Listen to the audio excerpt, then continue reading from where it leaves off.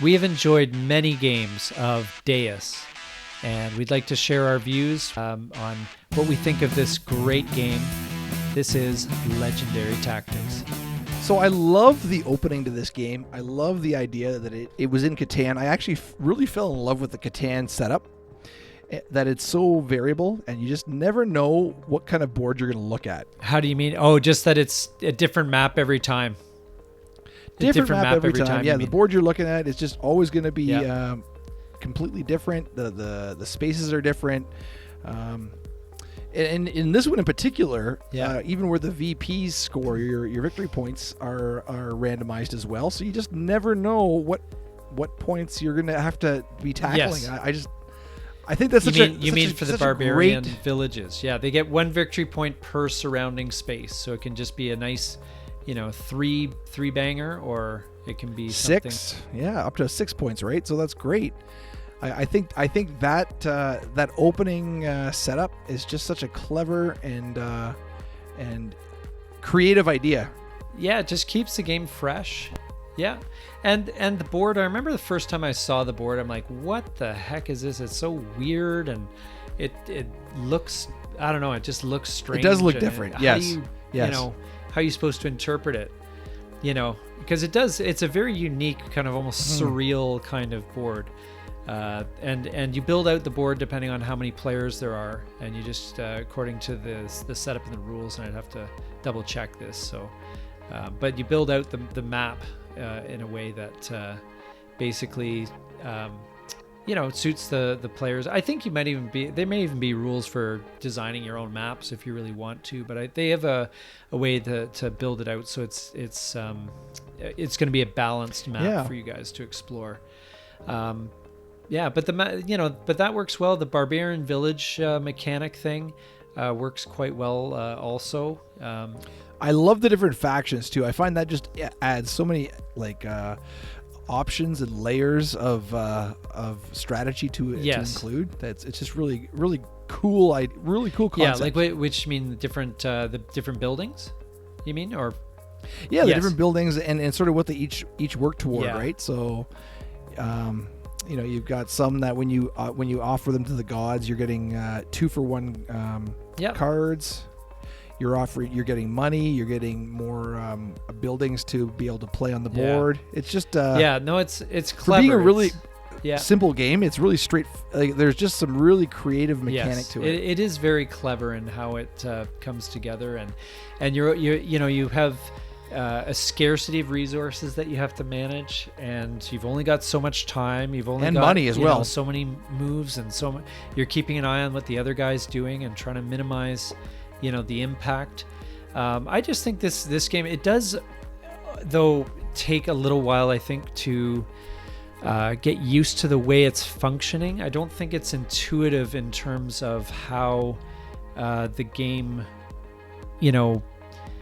operates. Yeah, like the whole idea of building up cards, playthrough, because you have all these different cards and they all have different effects and so forth. Well, it's kind of like a deck building, but in a very unique kind of way, right? And and they basically reward. You're not reshuffling cards. You're not adding them into a pile of cards and then reshuffling them in. It's the cards are stacking right in front of you, right? And they reward different styles of play. You can focus on. More kind of production. You can go after the military points on the board. You can cluster your buildings and get points that way. You can focus on temple goals.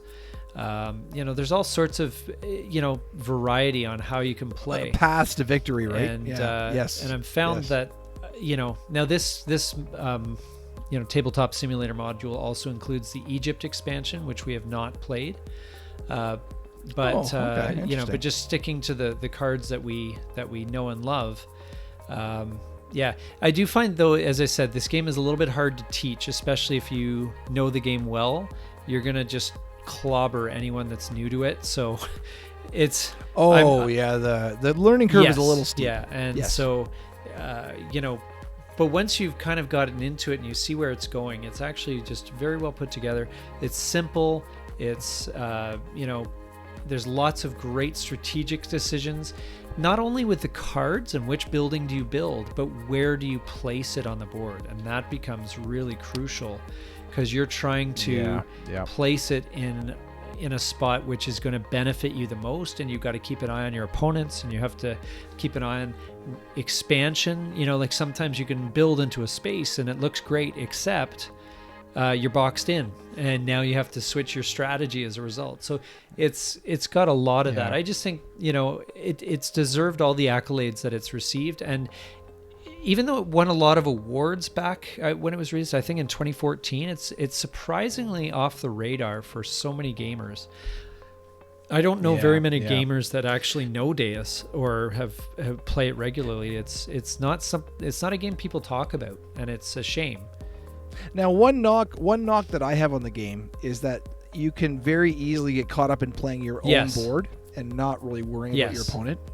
And you sort of, because I find myself falling into that trap a fair bit, and you just sort of get caught not worrying about what your opponent's doing as far as what sort of benefits they're gaining with their card play and whatnot, and you can very easily get caught in that trap. But maybe that's part of the allure of the game, on the other hand, where you need to be more aware. Well, yeah, I mean, it's maybe a double-edged sword. This game does have some player interaction, but that's always been a criticism of Euros traditionally. Euros is multiplayer solitaire.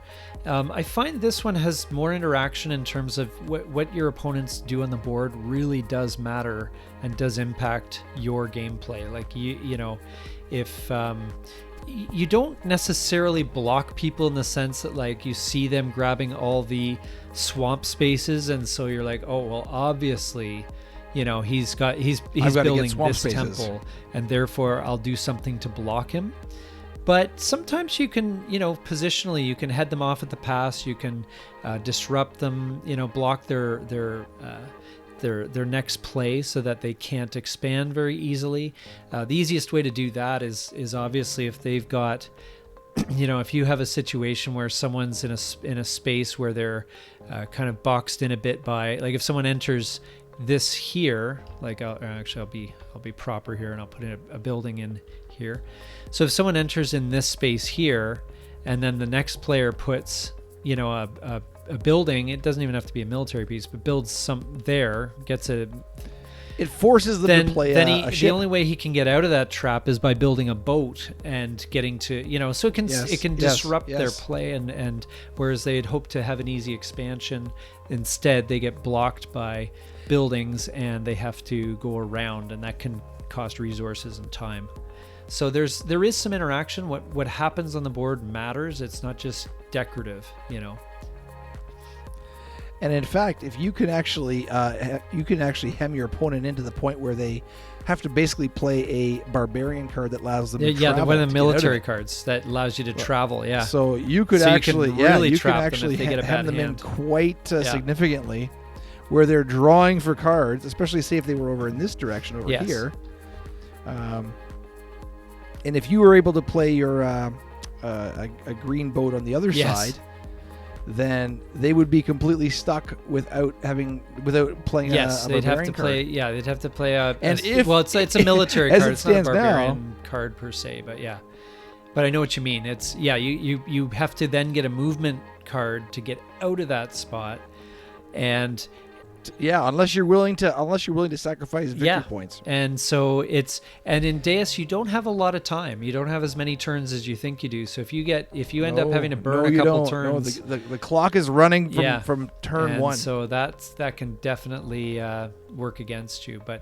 But anyway, overall though, I mean, any other final thoughts here on the game?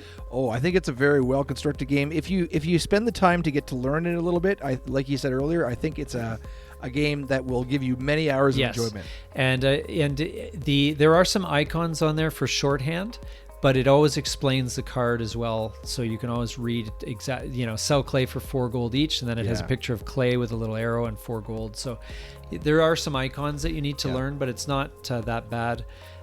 The real challenge of this game is in learning the cards' interactions and making the synergies happen. That's the toughest part of it. But and that's where the strategy and the intrigue really comes into this game. I think that's where this game shines. Yes. So So we recommend Deus. We've played countless games of it, like probably close to 100. Yes, and we'll probably play countless more. We will. I still find it an interesting challenge, even after so many games. So absolutely. Yes, we recommend this game. And thanks so much for watching. And don't forget to like and subscribe. I've been NATO. I'm Cax. And this has been Legendary Tactics. Thanks so much.